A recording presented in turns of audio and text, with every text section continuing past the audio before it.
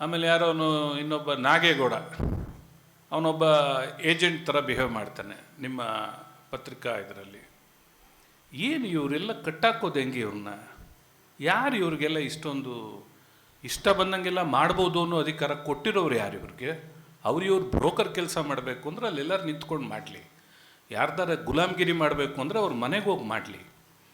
ಪತ್ರಿಕೋದ್ಯಮದಲ್ಲಿ ಇತ್ಕೊಂಡು ಅವ್ರ ಇಚ್ಛೆ ಬಂದಂಗೆಲ್ಲ ಇಷ್ಟೊಂದು ಕೆಟ್ಟದಾಗಿ ನಡ್ಕೊಳ್ಳೋ ಅಂಥದ್ದನ್ನು ತುಂಬ ಅಸಹ್ಯ ಇದೆಲ್ಲ. ಅಲ್ಲಿ ವರದಿಗಾರ ನಂಜೇಗೌಡ ಎಲ್ಲೆಲ್ಲಿ ಯಾರ್ಯಾರನ್ನ ಮುಗಿಸ್ಬೇಕು, ರವೀಂದ್ರ ಶ್ರೀಕಂಠಯ್ಯನ ಹೆಂಗೆ ಮುಗಿಸ್ಬೇಕು, ಆಮೇಲೆ ಇನ್ನೊಬ್ಬ ಸುರೇಶ್ ಗೌಡನ ಹೆಂಗೆ ಮುಗಿಸ್ಬೇಕು, KR ಪೇಟೆ ಮಂಜುನ ಹೆಂಗೆ ಮುಗಿಸ್ಬೇಕು, ಮಂಡ್ಯದ ರಾಮಚಂದ್ರನ್ ಹೆಂಗೆ ಮುಗಿಸ್ಬೇಕು, ಮದ್ದೂರು ತಮ್ಮಣ್ಣನ ಹೆಂಗೆ ತಿರ್ಸ್ಬೇಕು, ಈ ಥರ ಮ್ಯಾನಿಪ್ಯುಲೇಟ್ ಮಾಡಿಕೊಂಡು ಜಿಲ್ಲೆ ಸ್ವಾಭಿಮಾನದ ಪಕ್ಷ ಆಗಿರ್ತಕ್ಕಂಥ ಸ್ಥಳೀಯ ಜನರ ಭಾವನೆಗಳನ್ನ ಅರ್ಥ ಮಾಡ್ಕೊಂಡು ಕೆಲಸ ಮಾಡ್ತಕ್ಕಂಥ JDS ಪಕ್ಷನ ದಿಕ್ಕು ಕೆಡಿಸುವಂತ ಪ್ರಯತ್ನಗಳು ಕೆಲವು ಮುಖಂಡರಿಂದ ನಡೀತಾ ಇದೆ. ನಾ ಮಾತಾಡಿದ್ಮೇಲೆ ಕೇಳಿ.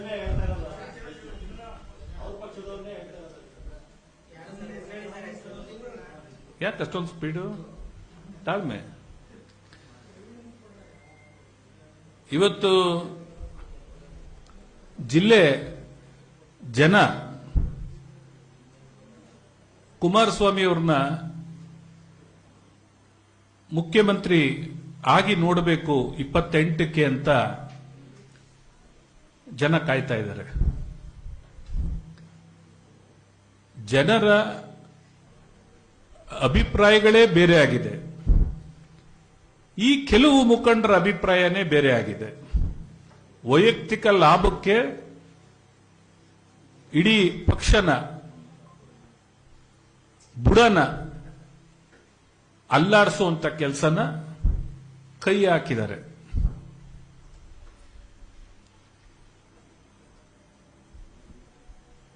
ಇವತ್ತು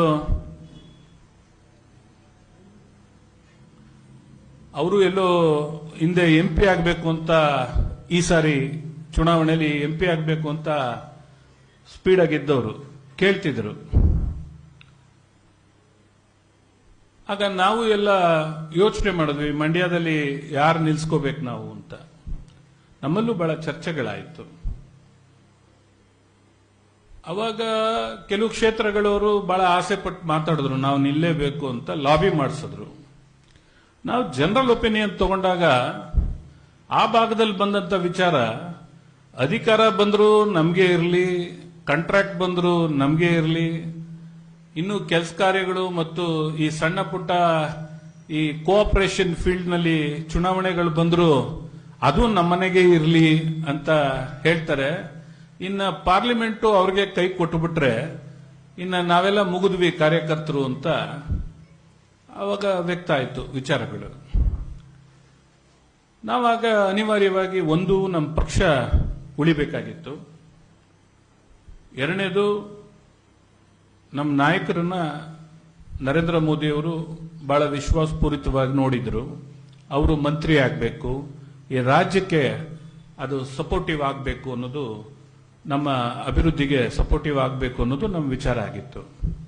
ಆ ಕಾರಣದಿಂದ ನಾವು ಎಲ್ಲ ಕೂತ್ಕೊಂಡು ಮಾತಾಡಿ ಅವರ ಜಾಗಗಳಲ್ಲೇ ಈ ಭಿನ್ನಾಭಿಪ್ರಾಯಗಳಿದೆ, ಇನ್ನ ನಾವು ಇದನ್ನ ಸರಿ ಮಾಡೋದು ಹೇಗೆ ಅಂತೇಳಿ, ಬಂದ ಅಧಿಕಾರ ಎಲ್ಲ ನಮಗೆ ಇರಲಿ, ಬಂದ ಕಾಂಟ್ರಾಕ್ಟ್ ಎಲ್ಲ ನಮಗೆ ಇರಲಿ ಅಂತ ಹೇಳುವಂತ ಮನೋಸ್ಥಿತಿಲಿರ್ತಕ್ಕಂಥ ರಾಜಕಾರಣಿಗಳು ಇನ್ನು ಮುಂದೆ ಜಿಲ್ಲೆ ಜನದ ಕಾರ್ಯಕರ್ತರು ಏನಾಗ್ತಾರೆ ಅನ್ನೋ ಒಂದು ಆತಂಕದಲ್ಲಿ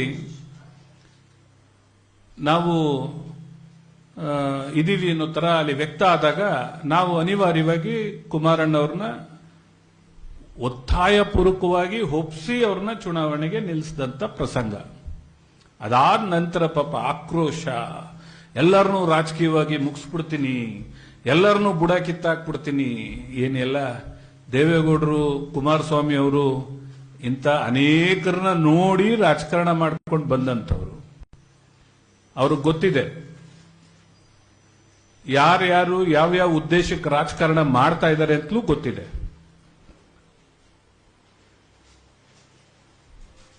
ಕೆಲವು ರಾಜಕಾರಣಿಗಳು ಜನಸೇವೆನ ಪ್ರಮುಖವಾಗಿ ಇಟ್ಕೊಂಡು ಕೆಲಸ ಮಾಡ್ತಿರ್ತಕ್ಕಂಥದ್ದನ್ನು ಗಮನಿಸಿದ್ದಾರೆ. ಇನ್ನೂ ಕೆಲವರು ರಾಜಕೀಯ ಸ್ಥಾನಮಾನಗಳಿಗೆ ಕೆಲಸ ಮಾಡ್ತಿರ್ತಕ್ಕಂಥವ್ರನ್ನೂ ಗಮನಿಸಿದ್ದಾರೆ. ಹಾಗಾಗಿ ಆ ಮೆಚುರಿಟಿ, ಇವರ ಆಕ್ಟಿವಿಟೀಸ್ ಅರ್ಥ ಮಾಡ್ಕೊಳ್ಳೋ ಮೆಚುರಿಟಿ ಅವರಿಗಿದೆ. ಜಿಲ್ಲೆಯಲ್ಲಿ ಜೆಡಿಎಸ್ನ ಇಂಥವ್ರು ಯಾರು ಹಲ್ಲಾಡ್ಸಕ್ ಸಾಧ್ಯ ಇಲ್ಲ. ನಾನು ನಾನು ಬಹಳ ವರ್ಷದಿಂದ ಜೊತೆಲಿದ್ದೆ, ಇದೆಲ್ಲ ಪ್ರಯೋಜನಕ್ಕೆ ಬರಲ್ಲ. ಯಾವುದರಲ್ಲೂ ಅಲ್ಲ. ನಾವು 38 ವರ್ಷ ರಾಜಕಾರಣ ಸೀನಿಯಾರಿಟಿನೇ ಇದೆ. ಪಕ್ಷಕ್ಕೆ 7 ವರ್ಷ ಆಗಿರ್ಬೋದು ಅಷ್ಟೇ ಸೇರ್ಕೊಂಡು. ರಾಜಕಾರಣಕ್ಕೆ ನಮ್ದು ಸೀನಿಯಾರಿಟಿ ಇದೆ. ಆ ಲೆಕ್ಕ ಹೇಳೋದಾದ್ರೆ ಇತಿಹಾಸದ ವಿಚಾರದಲ್ಲಿ ಬಂದ್ರೆ ಅದು ಬೇರೆನೇ ಇದೆ, ಮ್ಯಾಚೇ ಆಗಲ್ಲ. ಕೆಲವು ದುರುದ್ದೇಶಗಳು, ಕೀಳು ದುರುದ್ದೇಶಗಳಿಟ್ಕೊಂಡು ಜಿಲ್ಲೆಯಲ್ಲಿ ಜೆಡಿಎಸ್ನ ಹೈಜಾಕ್ ಮಾಡಬೇಕು ಅಂತ ಏನು ಪ್ರಯತ್ನ ನಡೀತಿದೆ ಅದನ್ನ ನಡೆಸಕ್ಕೆ ನಾವು ಬಿಡಲ್ಲ. It's cut and clear. ನೀವೇನಾದ್ರೂ ನಿಮ್ ಬುದ್ಧಿವಂತಿಕೆಯಲ್ಲಿ ಏನಾದ್ರೂ ಕಟ್ಟಾಕಿ ತಗೊಂಡು ಹೋಗ್ಬಿಟ್ಟು ಯಾರಿಗೋ ಮಾರ್ಟಿಗೇಜ್ ಮಾಡ್ತೀವಿ ಅಂತ ಏನಾದ್ರು ತಲೆಯಲ್ಲಿದ್ರೆ ಅದನ್ನ ನಾವು ಬಿಡಲ್ಲ. ನಾವೆಲ್ಲ ಪ್ರಾಮಾಣಿಕವಾಗಿ ನಮ್ಮ ಪಕ್ಷನ ಇಲ್ಲಿ ಬೆಳೆಸ್ಕೊಳ್ಳೋ ನಿಟ್ಟಿನಲ್ಲಿ, ಅದನ್ನ ಭದ್ರಗೊಳಿಸೋ ನಿಟ್ಟಿನಲ್ಲಿ ನಾವು ತಯಾರಿದ್ದೀವಿ. ಯಾವುದೇ ಕಾರಣಕ್ಕೂ ನಮ್ಮ ಜಿಲ್ಲೆಯಲ್ಲಿ, ಯಾಕೆಂದ್ರೆ ಮಂಡ್ಯ ಜಿಲ್ಲೆ ಬಹಳ ಸ್ವಾಭಿಮಾನಿ ರಾಜಕಾರಣಿಗಳಿರ್ತಕ್ಕಂಥ ಜಿಲ್ಲೆ. ನಾವೆಲ್ಲ ಯಾರು ರಾಜಕಾರಣದಲ್ಲಿ ಈ ಪಕ್ಷದಲ್ಲಿದ್ದೀವಿ, ಜೆಡಿಎಸ್ ಪಕ್ಷದಲ್ಲಿ, ಸ್ವಾಭಿಮಾನಕ್ಕೆ ಮತ್ತು ಜನಸೇವೆ ಮೂಲ ಉದ್ದೇಶ ಇಟ್ಕೊಂಡು ನಾವು ಭದ್ರವಾಗಿದ್ದೀವಿ. ಈ ಪಕ್ಷನ ಎಲ್ಲೂ ನಾವು ಹೈಜಾಕ್ ಆಗಕ್ಕೆ ಬಿಡಲ್ಲ. ರಾತ್ರಿ ಹೊತ್ತು ಹೋಗಿ ಒಬ್ರು ನಾಯಕರ ಹತ್ರ ಕೂತ್ಕೊಂಡು ಮಾತಾಡ್ಕೊಂಡು ಬರ್ತೀರಿ, ಬೆಳಗ್ಗೆ ಹೋಗಿ ಎಲ್ಲೋ ಒಂದ್ ಕಡೆ ಕೂತ್ಕೊಂಡು ಇನ್ನೊಬ್ಬ ನಾಯಕನ ಹತ್ರ ಮಾತಾಡ್ತೀರಿ, ಎಲ್ಲೋ ಸೈನ್ ಮಾಡ್ಸಕ್ಕೋಸ್ಕರ ಕುಮಾರಸ್ವಾಮಿ ಅವ್ರನ್ನೇ ಬೈತೀರಿ. ಇನ್ನೂ ತುಂಬಾ ಇದೆ ಎಪಿಸೋಡು, ಒಂದೇ ಸಲ ಬೇಡ. ಯಾಕೆಂದ್ರೆ ಈಗೆಲ್ಲ ಸೀರಿಯಲ್ಗಳು ಜಾಸ್ತಿ ಆಗ್ಬಿಟ್ಟಿವೆ. ಹಂಗೆ ನಾನು ಸೀರಿಯಲ್ ಆಗೇ ಇರ್ತೀನಿ. ಇನ್ನು ತುಂಬಾ ಮೆಟೀರಿಯಲ್ ಇದೆ.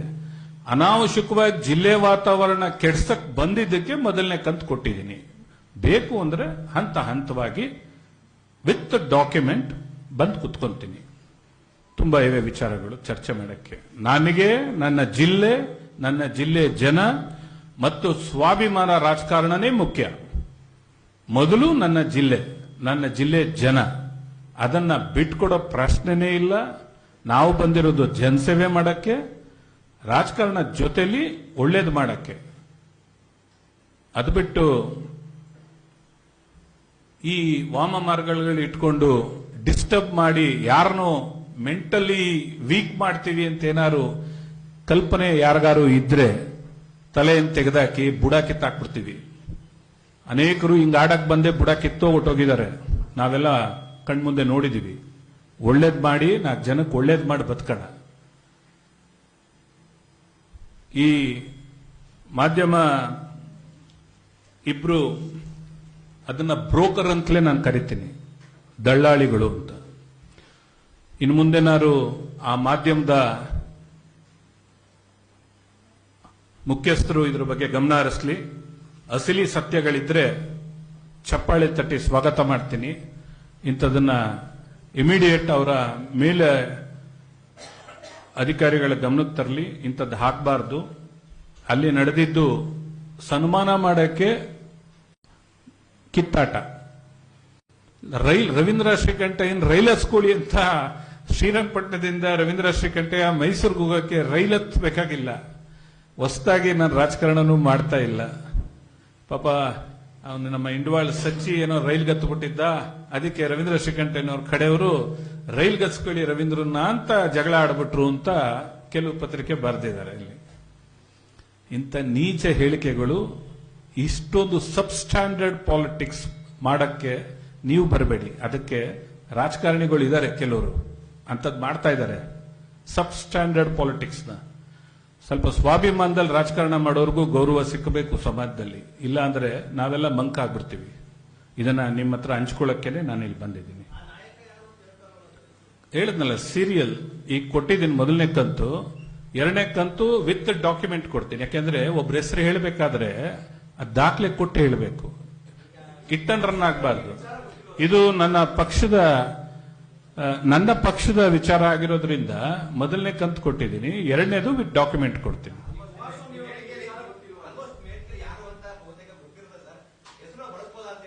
ನಾ ಹೇಳದ್ನಲ್ಲ, ವಿತ್ ಡಾಕ್ಯುಮೆಂಟ್ ಕೊಡ್ತೀನಿ.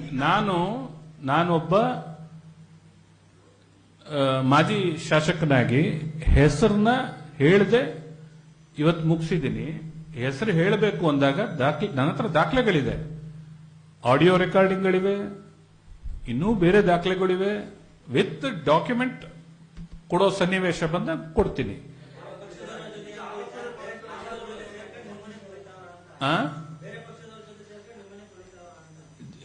ಬಿಜೆಪಿ ಮತ್ತು ಕಾಂಗ್ರೆಸ್ ಅತೃಪ್ತ ಆತ್ಮಗಳ ಜೊತೆ ಸೇರ್ಕೊಂಡು ಜೆಡಿಎಸ್ನ ಐಜಾಕ್ ಮಾಡೋ ಪ್ರಯತ್ನ ನಡೀತಾ ಇದೆ.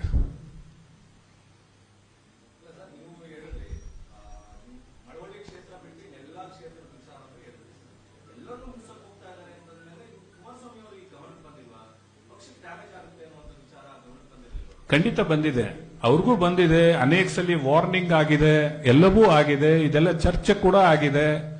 ಅದು ಮೀರಿ ಇಷ್ಟೊಂದು ನಡೆದಾಗ ಅನಿವಾರ್ಯವಾಗಿ ನಮ್ಮಂತವ್ರು ಮರ್ಯಾದೆ ಉಳಿಸ್ಕೋಬೇಕಲ್ಲ. ರಾಜಕಾರಣದಲ್ಲಿ ಸ್ವಲ್ಪನಾರು ಜನಗೆ ಹೇಳ್ಬೇಕಲ್ಲ, ಇಲ್ಲದೆ ರಾಂಗ್ ಮೆಸೇಜ್ ಇಂಥದ್ದು ಮಾಡ್ತಾರಲ್ಲ. ಈಗ ನೋಡಿ, ರವೀಂದ್ರ ಶಿಖಂಡೆ ಧಿಕ್ಕಾರ ಕೂಗ್ಸುದಂತೆ ಅಂತ ಬರ್ಸಿದ್ದಾರೆ. ಒಂದ್ 3 ಪತ್ರಿಕೆಯಲ್ಲಿ ಒಂದೇ ಮೆಟೀರಿಯಲ್ ಇದೆ, ನೀವು ಕೇಳ್ಬೇಕು.